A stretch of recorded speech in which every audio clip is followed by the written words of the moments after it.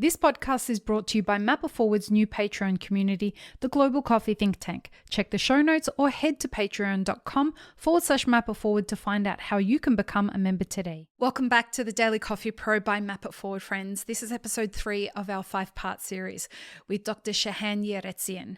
And we are asking a very intriguing question today in our podcast. Chahan, how does science define good coffee? Yes. So science is all about measurement. It's all about objectivity. Mm-hmm. Or if you wanted to frame it as a more psychological concept, intersubjectivity, something that opinions is shared by many people. But we call it in science objective data. So we want to base everything on science, but we don't claim that science has an answer to everything. So the question is now, how far can science go in defining what is good quality? And so we have, of course, an approach for that. Mm-hmm. Perhaps it is not going all the way to the final point that we have a full definition of good quality, mm-hmm. but we go a long way. Now, as an opening remark, there are really two different ways that we see in our world of defining quality. One is what I call the expert-driven definition. Mm-hmm. There's a community, mainly, of course, the specialty coffee community and the Q-graded community, that define themselves as expert, mm-hmm. and they define what good quality is. Mm-hmm. And they have some kind of education. So the expert define, but they are not really the consumer. So, of course, for themselves, they define it, but they actually suggest that their definition is valid for the general public. But in reality, it's not. So there is this expert-driven definition of quality, which they generalize, but without really good reason, because they never looked at the larger community. They don't know actually what the people are.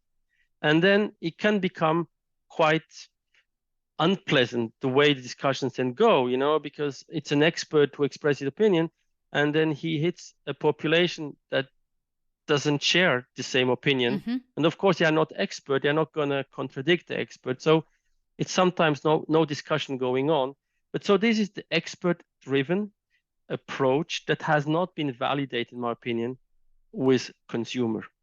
And so this expert-driven opinion of high quality, which is especially coffee movement in a way, if you simplify, it's only valid for this community, But there's always this notion that what they define as quality is a valid concept for a bigger community, which is probably or most surely not the case. Then there's the scientific approach to quality, where you basically ask people, what do you like? And then you will realize that there are a lot of segments. There are different types of people that like different type of coffees.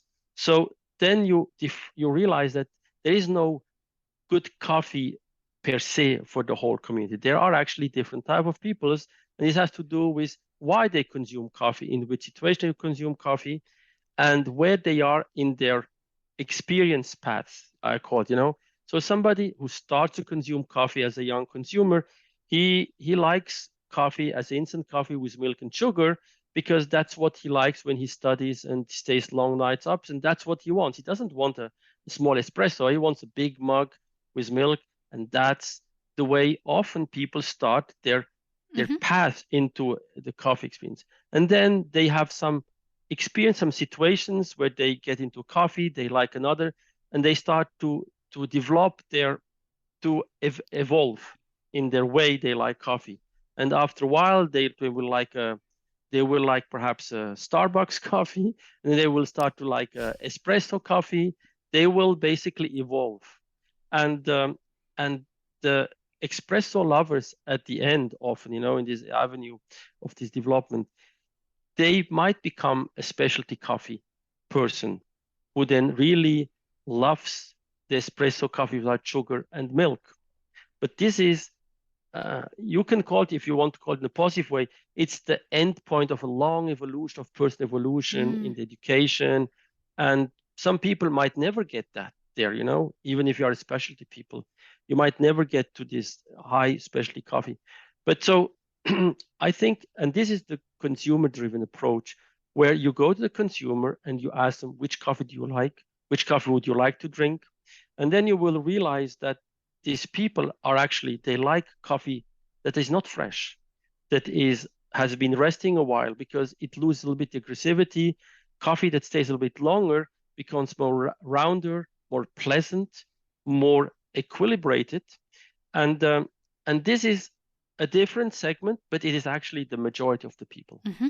The majority of the people like that. And we did actually, when I joined the specialty coffee movement, I was, of course, like you always ask, what is specialty coffee? And one of the elements that I discovered, or at least realized, is that freshness is a big word, even if it's not expressed, but freshly roasted, freshly extracted, and freshly consumed.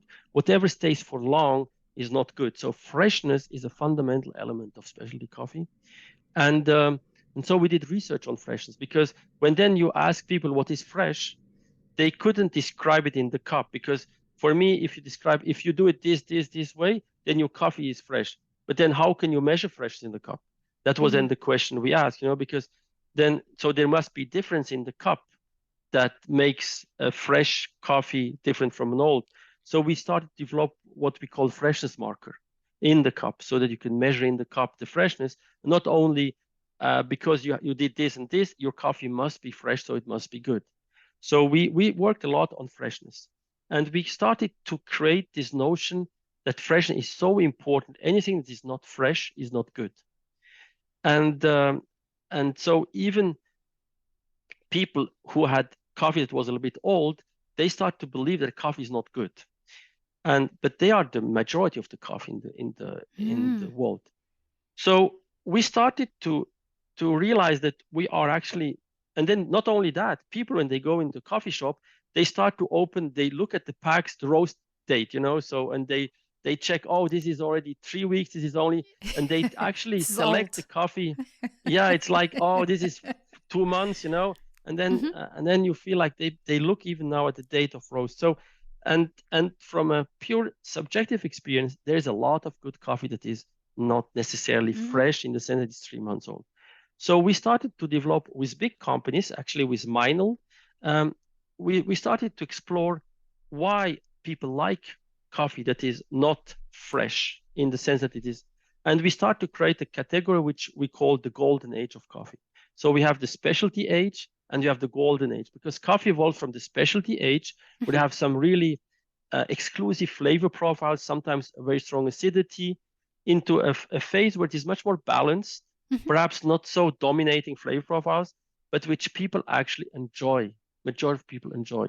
So we try to, we developed the concept of the golden age of coffee, that we actually would like to write even the booklet. We have everything is ready to show that coffee is not necessarily bad. It is just different, and a lot of people might like it. So we try to, and the reality of the consumer is that they actually will not prefer the specialty over a golden age coffee.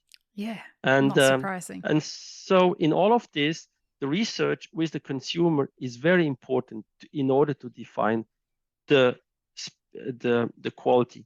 And here I'd like to, even if it's not important, but there is, of course, today you have an industry and you have the leader in the capsule system, which is a Swiss company. And they are developing capsules, and they are doing it based on consumer research. Right. Now, the question is, are they specialty because they pay attention to the consumer, or are they no more specialty? And particularly in the specialty movement, there are people who basically believe that because they are so consumer focused, they are no more specialty, because they deliver coffee for a lot of people at a reasonable good quality. So I think that these two movements are approaching each other. Specialty also is realizing that consumer have to have a bigger word, a bigger say in what quality is, and it should move from a expert-driven quality definition to a consumer-driven. But the expert must then understand. So especially coffee people must be able, when a consumer requires a specific profile, how to process their coffee, which post-harvest processing, which roasting, which grinding, which extraction is able to deliver. So the specialty coffee person will become the expert on coffee, but not to translate his personal opinion into quality and deliver that, but his knowledge should serve in order to be able to understand the consumer and master every single step of transformation to the cup. So that's what I see the specialty coffee people become. People who understand coffee, understand what every step is doing to the coffee, with a specific objective of a consumer and respecting the consumer, and to be consistent in that. So the specialty coffee people have to master coffee and listen to the consumer. That's what I believe, and not translate their own opinion and force that on the consumer. So usually when we think about science, we think about test tubes and we think about lab coats and we think about experiments. But what it sounds to me like you're saying is we should be empowering specialty coffee business owners and baristas and roasters to conduct their own experiments by going to consumers and asking the questions so that they can gather their own data, do the analysis, and decide what their customers define as good coffee, and then go and create that from there. Yes.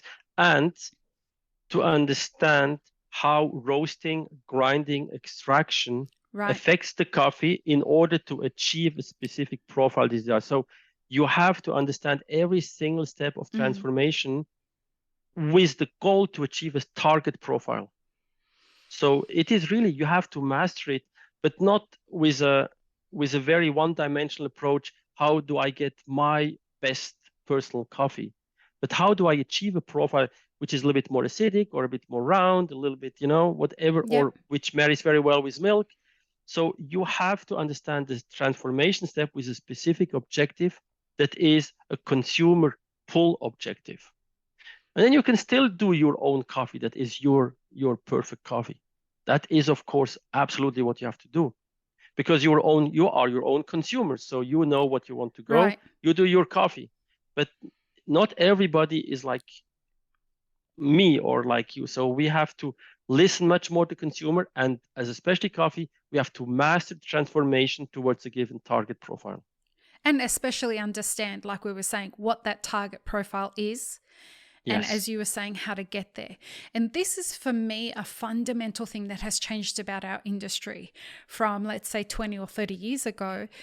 The barrier to entry has not changed, but the objectives of what we're looking to achieve when we're hitting our success markers, whether it be profitability or good coffee or growth plans or understanding our consumers, all of these targets have shifted to become much more difficult to achieve, even though the barrier to entry into our industry has not changed.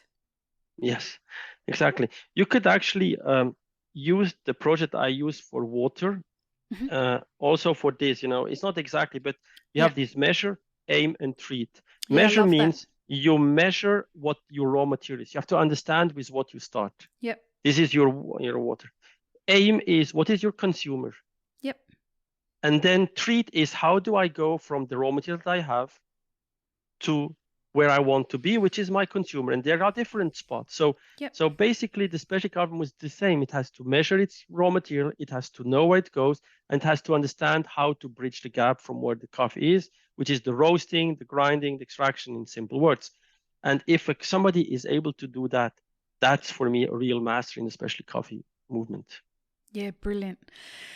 What a great place to end this episode. And in our next episode, we're going to talk about bridging the gap between objectivity and subjectivity in coffee. This is going to be a great conversation. We'll see you in the next episode, everybody. Peace, love, and peanut butter. Have an amazing rest of your day. Thanks friends, if you enjoyed this video, here's what you should check out next. Consider supporting Map It Forward on Patreon and be sure to subscribe and hit the notification bell before you leave.